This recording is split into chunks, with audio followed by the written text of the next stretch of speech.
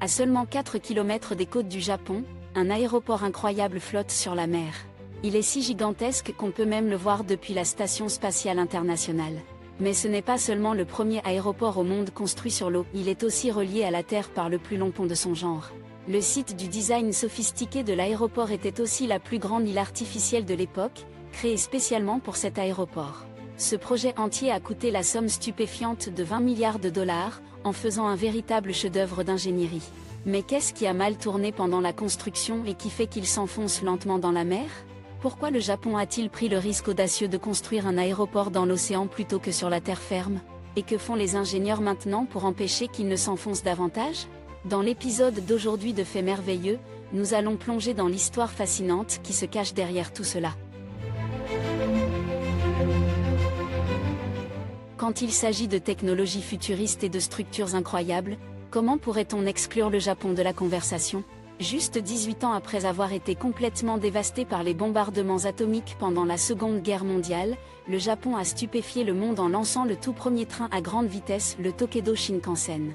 Alors que le reste du monde parlait encore d'amortisseurs de voitures, le Japon passait à la vitesse supérieure. C'est le seul pays où l'installation d'amortisseurs sous les gratte-ciel est obligatoire pour résister aux tremblements de terre. Le Japon est peut-être en tête de l'innovation, mais il n'est pas à l'abri des erreurs. Les projets d'ingénierie peuvent échouer, et des erreurs peuvent se produire même au Japon. Un exemple en est la construction de l'aéroport international du Kansai. Construit dans la région du Kansai au Japon, l'aéroport est situé près d'Osaka, Kobe et Kyoto, une zone qui comptait déjà 3 aéroports dans un rayon de 50 km. Cependant, compte tenu de la population croissante et des besoins économiques du Japon à l'époque, un autre aéroport dans la région était nécessaire. Le défi était que l'extension des aéroports existants n'était pas une option, car ils étaient entourés de zones densément peuplées. D'un autre côté, les terres disponibles dans la région du Kansai appartenaient à des agriculteurs qui refusaient de les céder pour la construction de l'aéroport. Pour stimuler les exportations japonaises et accueillir les voyageurs internationaux, le Japon a pris une décision audacieuse: construire un tout nouvel aéroport sur les eaux de la baie d'Osaka.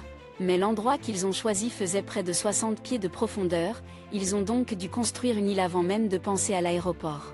Ainsi, en 1987, le projet ambitieux de l'aéroport international du Kansai a officiellement commencé. À l'époque, le coût du projet était estimé à seulement 8 milliards de dollars. Mais en raison de sa complexité, ce chiffre est finalement monté à 20 milliards de dollars. Fait amusant, s'il l'avait construit sur la terre ferme, les coûts auraient peut-être doublé encore plus à cause des énormes compensations à verser aux agriculteurs. Pour l'aéroport de Kansai, les ingénieurs ont conçu 2 îles, l'une de 4 km de long et l'autre de 5 km. Les 2 îles ont été construites sur une digue massive. Comme la mer ici a une profondeur d'environ 60 pieds, ils ont dû creuser environ 750 millions de pieds cubes de terre dans les montagnes voisines pour remplir la zone. Cependant, le Japon n'en était pas à son premier projet de construction d'île, il en avait déjà réalisé plusieurs auparavant. C'est là que les choses se sont compliquées. La boue sous-marine, à environ 4 km de la côte, était totalement différente et bien plus instable. Construire une structure massive au-dessus n'était pas sans risque. Les ingénieurs ont prélevé des échantillons de boue du fond marin. Après des tests et des recherches, certains experts ont prédit que l'aéroport pourrait s'enfoncer jusqu'à 19 pieds. D'autres ont averti qu'il pourrait s'enfoncer encore plus au-delà de 25 pieds. Le plus drôle, c'est que les 2 hypothèses affirment que l'aéroport va s'enfoncer. Mais pour réduire les coûts, l'équipe a tout conçu en supposant qu'il ne s'enfoncerait que de 19 pieds. Et honnêtement, cela s'est révélé être leur plus grosse erreur. La première étape de la construction consistait à renforcer le fond marin. Pour ce faire, les ingénieurs ont inséré 1 million de tuyaux de forage dans le fond marin et les ont fait vibrer. Cette vibration a aidé à compacter le sable meuble, rendant le sol plus stable. Une fois les tuyaux retirés, les millions de trous restants ont été remplis avec un type spécial de sable absorbant l'eau. En plus de cela, ils ont construit une digue de 24 km de long avec 48 000 blocs de béton. De grandes chambres en acier ont été remplies de roches et de débris, puis des blocs de béton ont été placés entre elles pour former une barrière protectrice solide contre la mer. Alors pourquoi ce mur de mer massif a-t-il été construit? Simplement pour protéger l'aéroport des typhons mortels et des vagues dangereuses.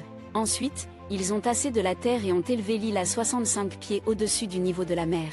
Une fois l'île prête, les ouvriers ont commencé à construire l'aéroport et la piste. En 1990, un pont d'1 milliard de dollars a été ajouté pour la relier à Osaka. Fait intéressant, ils savaient dès le début que l'aéroport international du Kansai finirait par s'enfoncer. Mais les ingénieurs et les responsables pensaient qu'il ne s'enfoncerait que d'environ 19 pieds. En réalité, l'île avait déjà coulé d'environ 34 pieds pendant la construction. Vous pouvez y croire ? L'île avait été élevée de 65 pieds au-dessus du niveau de la mer, mais avant même que l'aéroport n'ouvre, elle avait déjà coulé de 34 pieds. Les ingénieurs avaient prédit qu'au cours des 50 prochaines années, l'île se stabiliserait à 13 pieds au-dessus du niveau de la mer. C'est la hauteur minimale requise pour protéger l'aéroport contre les inondations. Mais devinez quoi ? Leur calcul était complètement faux. Ce qu'ils pensaient se produire en 50 ans, s'est produit en seulement 10. Oui, lorsque le deuxième terminal a ouvert, l'île avait déjà coulé de 52 pieds, laissant seulement 13 pieds au-dessus de l'océan. Et ça ne fait qu'empirer. Jour après jour, elle s'enfonce davantage. Désormais, les experts avertissent que d'ici 2056, l'aéroport international du Kansai pourrait s'enfoncer des 13 pieds restants, et se retrouver au niveau de la mer. Pour lutter contre l'enfoncement, ils ont constamment surélevé la digue de l'aéroport, déjà plus de 150 millions de dollars dépensés. Mais ce n'est pas tout. Pour maintenir l'aéroport international du Kansai en activité, des vérins hydrauliques massifs ont été installés sous les fondations. Tous les 2 ans, ils soulèvent l'ensemble de l'aéroport d'environ 1,5 pouces. Cela ne résout pas le problème, ça le ralentit seulement. Au fond, le Japon le sait, tôt ou tard, ils perdront peut-être ce combat. Chaque année, ils dépensent des millions non seulement pour sauver l'aéroport, mais aussi pour gagner du temps. Il est temps de construire un aéroport de remplacement ailleurs. D'un côté, l'aéroport continue de s'enfoncer. De l'autre côté, la nature devient de plus en plus agressive. En 2018, le typhon Jebi a frappé la baie d'Osaka. C'était si intense que le niveau de la mer a monté pendant 10 heures d'affilée et les eaux de crue ont déferlé sur l'aéroport du Kansai. Toute la piste a été complètement inondée, et de nombreux avions stationnés à l'aéroport ont été gravement endommagés. Cela a forcé une fermeture totale. Il ne fait aucun doute, l'aéroport du Kansai est en train de couler.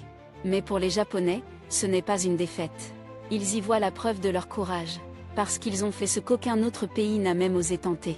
Si vous avez aimé la vidéo, n'hésitez pas à laisser un commentaire, nous serions ravis de lire vos avis. N'oubliez pas d'aimer la vidéo si elle vous a plu. Vous pouvez aussi vous abonner et activer la cloche pour ne rien manquer. Découvrez aussi nos autres vidéos sur la chaîne. Merci beaucoup d'avoir regardé.